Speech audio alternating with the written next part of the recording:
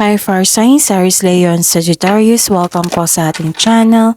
At ito ay inyong Daily Gabay Tarot reading for May 23, 2024. Please be reminded kung nakaresonate kayo, comment down. Kung hindi kayo nakaresonate, ibigay niyo po sa iba kasi general reading po ito.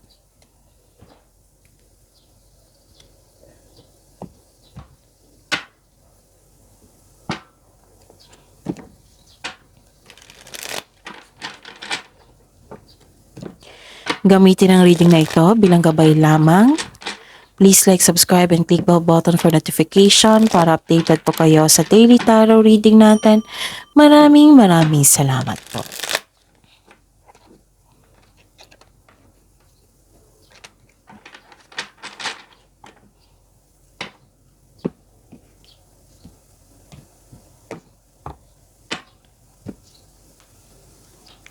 Spirits Guide, I need 3 cards po para kay Aries Leon Sagittarius ngayong May 23, 2024.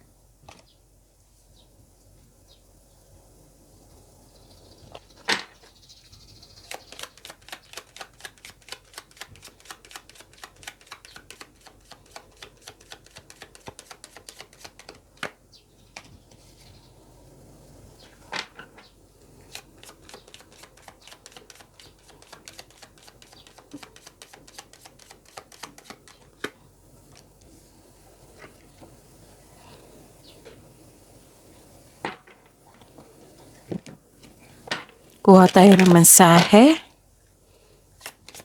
Spirits guys, mga mensahe pa para kay Aries, Leo, and Sagittarius ngayong May 23, 2024.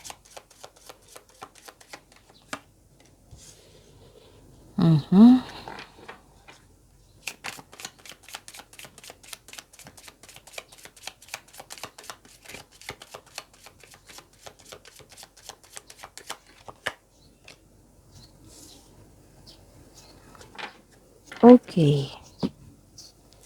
Aries, Leon, Sagittarius, ngayong May 23, 2024. May nakita ako ditong, okay, sa mensahe muna tayo. Sabi po dito, let them go and endings are inevitable. Okay. May nakita ko ditong nahihirapan, nabibigatan, may guilt. Okay? So, ang sabi po dito, 'di ba? Mensahe ninyo, mensahe para sa inyo, let them go. Kasi itong endings is with new beginning ito eh. Okay? And nakikita ko naman dito na nagkaroon ng hope and healing. Naka-receive kayo ng blessings. Tapos, some of you, love is blooming. And marami kayong iniisip na ideas, thoughts na gusto nyong bigyan ng aksyon. Some of you nagre-research sa social media, sa World Wide Web para magkaroon ng clarity. And nakita ko dito love is blooming. May affection, may attraction, may romance. It might be may date kayo ngayon.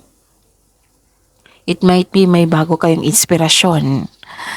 Okay, so ang mensahe sa inyo, let them go. Let them go. Huwag kayong mag-focus sa hindi nyo na makontrol. Focus kayo sa makontrol nyo at may bagong simula. Nakita ko dito, endings with new beginning. Okay? So, let them go. Spirits guys, ano po ang energy ni Aries, Leo, and Sagittarius ngayong May 23, 2024?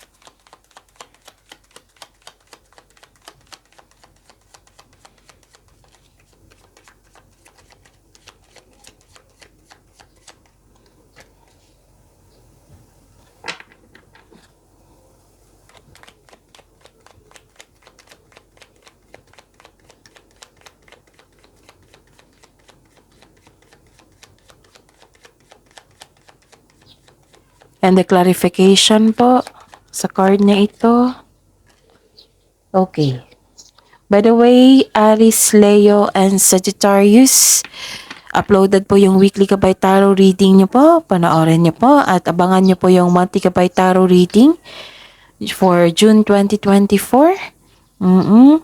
It might be uploaded ngayon or pagkabukas. So, abangan niyo po. Tsaka sa mga suki ko dito na Aries, Leo, and Sagittarius, nice kong ipaalam sa inyo, open na po yung June 2024 Monthly Kabay Tarot Reading. So, PM niyo po ako for schedule. At sa mga bago dito na gusto magpa-personal reading, ito po yung video nyo. Sa baba niyan, may nakasulat na May 23 para kay Aries, Leo, and Sagittarius. Sa baba pa niyan, may nakapost na link. I-click nyo po yung link na yan para ma-message nyo po ako for inquiry and for booking. Maraming salamat po. Pasensya na po ha, kasi iba yung boses ko ngayon kasi may sipon po ako. Okay? Okay. Aries, Leo, and Sagittarius. Naghihintay ka dito. Pwedeng nag-iisip ka. Nagkaroon ng stagnation. At may nakita ko ditong pumipili ka. You're making, best choices. Naghihintay. And may nakita din ako sacrifice dito, which is the clarification of your card here. May nabanggit ako kanina regarding sa sacrifice, right? Nahihirapan. Nagkaroon ng hesitation. Suspension. Okay? May parating po na pagsasakripisyo, pagsusuko. Pero nakikita ko dito yung pagsuko mo is handa ka. Kung hindi kayo, nagkaroon kayo ng hesitation, siguraduhin niyo po daw, sabi po ng card na karapat-dapat ba itong pagsuko? Oo, deserve bang i-sacrifice ito? Ganun. Nag-iisip ka dito pero hindi gumagalaw. Nagkaroon ng stagnation. Nag-iisip ka. You're making best choices. Nagpaplano. Nagkaroon din ng pag-aantay. Pwede din. Naghintay ka sa delay. Sabi po ng card dito na make yourself busy habang hinihintay niyo po ito. Okay? And take time to reflect also. Importante yan para makalabas ka sa kung nagkaroon kayo ng overthinking. Take time to reflect and surrender to the present moment as fully as you can. So, connected to sa message dito na let them go. Yung tapos na is tapos na. So, live in the present. Okay? Ano pa?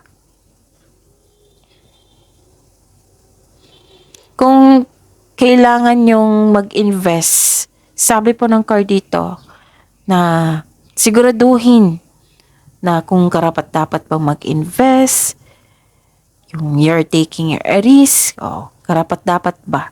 Pagpaplano ay kailangan. Okay? Kung nagkaroon ng delay, habaan ng pasensya. Kahit magalit ka, kahit nainip ka, kahit nainis ka, kung ano yung pinagsasabi mo dyan. For example, yan na.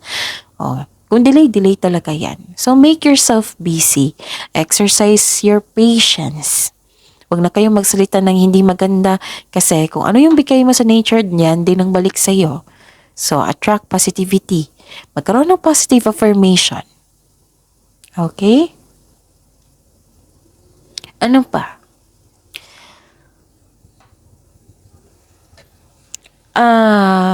The other day or last week, nakita ko dito na nagkaroon ng competition, rivalry. Sobrang busy ng isipan nyo. Pwedeng kahapon din to ha. Tapos ngayon, you are finding a solution. May tao na maraming masakit na sinasabi, which is toxic siya. May away na ganap. Hanggat maaga, sabi po ng card dito, iwasan niyo po siya. Kung may chances na lalo na't nasa tama ka, pwede mo siyang i-correct. Kailangan mo din ipagtanggol yung sarili mo. Pwede din magkaroon kayo ng conversation. Oo. Yung conversation na magkaayos, hindi yun para magkalabuan. Oo. Okay. Mm.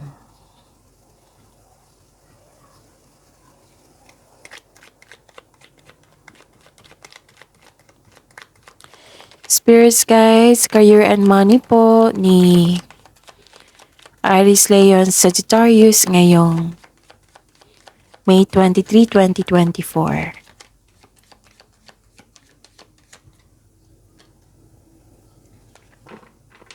And the clarification po.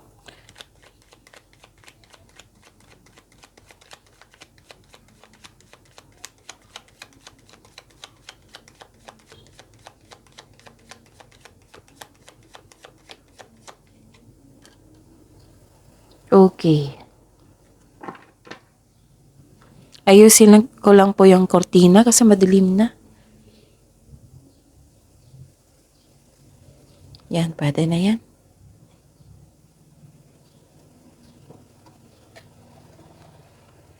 Saglit lang po.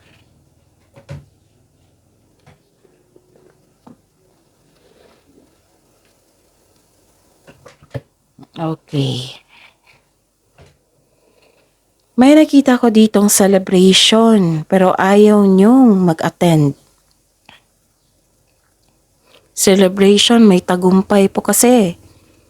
Ayaw niyong mag-attend. It might be.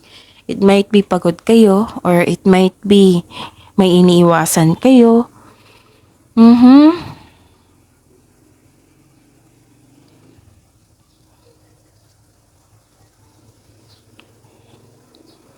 Okay.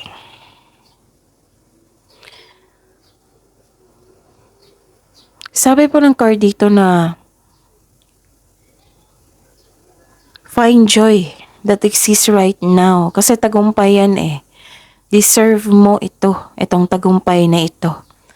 Celebrate yourself kahit small way lang po to increase the flow of positive opportunities into your life.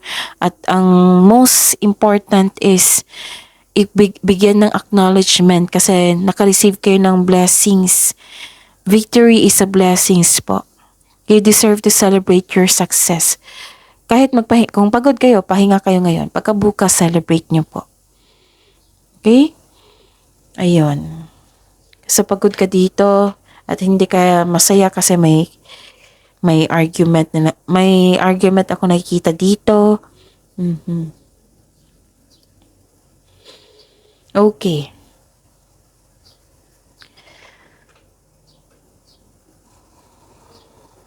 Nako.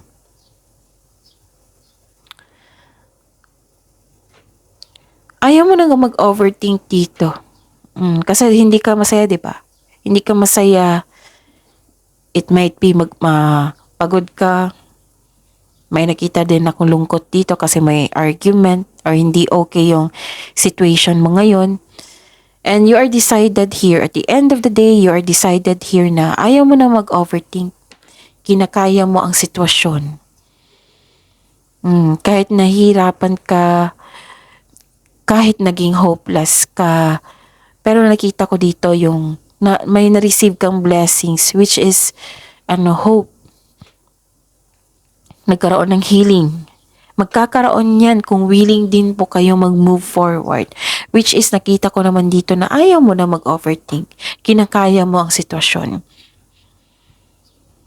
So sabi dito, lalabas talaga to pag nahihirapan kayo. So sabi dito, let them go. Endings with new beginnings. Huwag kayong mag-focus sa tapos na. Focus kayo sa ngayon para sa future. Kung mayroon kayong gustong gawin kasi marami kayong iniisip dito, then go. And celebrate your wins. Yan yung pinaka-importante kasi blessing po yan. Deserve nyo yan kasi naging masipag kayo. Hindi lahat ng bagay, hindi lahat ng sitwasyon, hindi lahat ng tao, lalo na tao ha, hindi lahat ng tao na magugustuhan talaga tayo. Meron talaga yan. Part na yan sa ingredients. Oo. Baka may problema lang yung taong yun sa kanyang sarili. Kaya, pilit niyang binigyan niya ang kanyang energy sa iyo. So, hanggat maaari wag kayong magpa-apekto. Okay?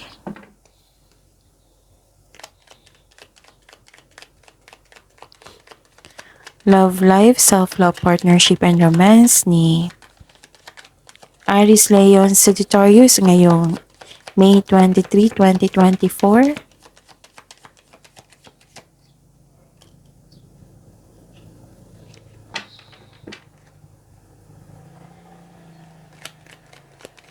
Lumagbas talaga siya.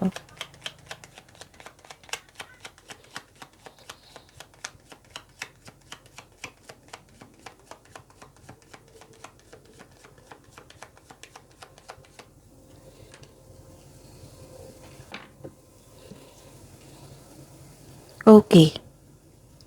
Aries Leon Sagittarius, lumabas talaga. Kanina ko pa to iniisip eh. Lumabas yung card. Malakas yung intuition nyo? Yes. Kasi may sinabi dito na malakas ang inyong intuition. At malalaman mo ang isang, di ba may clarity? May malalaman kayong sekreto, clarity din. Dahil sa paghahanap ng katotohanan. Malakas sa inyong intuition. Alam mong kung sino yung taong hindi totoo sa inyo. Alam mo na kung ano ang nangyari sa paligid mo na dati ay wala kang alam. Ngayon, alam mo na.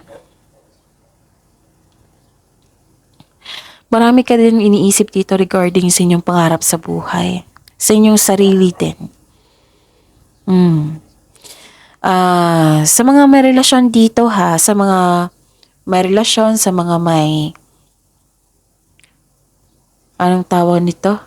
Sa mga may relasyon, sa buhay mag-asawa, may sekretong mabubulgar at nagkaroon ng honest conversation, nag-uusap po kayo ngayon. Sa mga single dyan, may malalaman kayong sekreto mula sa inyong tao, lalo na't sa manligaw nyo. Kasi love is blooming dito eh. So, may malalaman kayong sekreto. Kasi mataas ang inyong intuition, 2 card na po nagsabi dito. May sekreto kang malalaman ngayon. O malalaman mo na kung sino yung taong totoo sa inyo or hindi totoo sa inyo. Tapos, ang sabi po ng card dito, kailangan nyo po daw magpahinga, magpanilay-nilay. May kaaway dito na nagtatagong anyo. Okay. Ano pa? I see. May nakita ko ditong para sa mga may relasyon, sa mga buhay mag-asawa, isa sa inyo naghihintay na ma-establish yung feelings nyo bago pumasok sa inyong seryosong commitment. Gusto nyo magkaroon ng sense of stability, bumili ng property, bumukod. Naging handa kayo sa lahat. Pwede nag-iipon. Pwedeng naghahanda na kayo para magbuo ng pamilya or bumukod. Basta po may nakita ko dito ang sense of stability. Para mas mag-level up pa kayo. Sa mga single dito, nakikita ko po na hinahanda mo yung sarili mo. Yung satisfied ka na sa financial, as nagkaroon ng properties. Kumbaga bonus na po kung magkakaroon ka ng partner na pareho kayong may sense of stability. Mas lalago ang inyong relasyon. Sure yan. Okay? So this is conserving resources. You are saving money for your future or specific goal. May specific goal kayo. Tapos, kaya nakikita ko dito sobrang ingat kayo sa relasyon nyo, sa kaperahan nyo. And this card tells you na, this card serves as a reminder na be generous. Since giving to others brings more prosperity into your own life. Okay, tingnan natin kung may repeating number.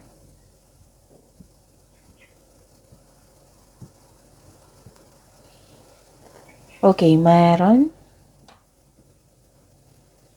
Meron bang? Okay, 2. Okay, nahin natin si 4-4. Dalawang 4 po.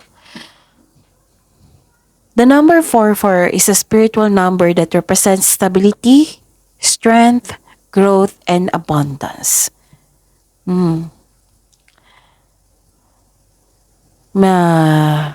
Please know that you are divinely guided. Oo, kasi it is a sign of divine guidance and protection po. Tapos, ini-encourage ka dito to stay positive and work hard for your goals. Don't worry, nagkaroon naman ng harmony dito. Nakikita ko dito. Oo, itong 4-4. Magkakaroon ng balanse sa inyong health, sa relasyon. Ayun. So, this is a 4-4. Tandaan nyo yan ha, kasi lalabas yan sa daily routine nyo, sa panaginip. So, ang ibig sabihin yan, stability, strength, growth, and abundance, which is lumabas naman dito. Wag kayong basta wag kayong maging negative. Stay positive and work hard for your goals. Ang sabi po dito. At yung 6-6, dalawang 6 po. The spiritual meaning of 6-6 is a number that stands for relationship, compassion, magkakaisa. Dalawang repeating number na nagsabi ha, na magkakaroon ng harmony and balance. Okay? So that is your reading, Aries Leo and Sagittarius for today. Please like, subscribe, and click bell button for notification para updated po kayo sa daily tarot reading natin. Maraming salamat po.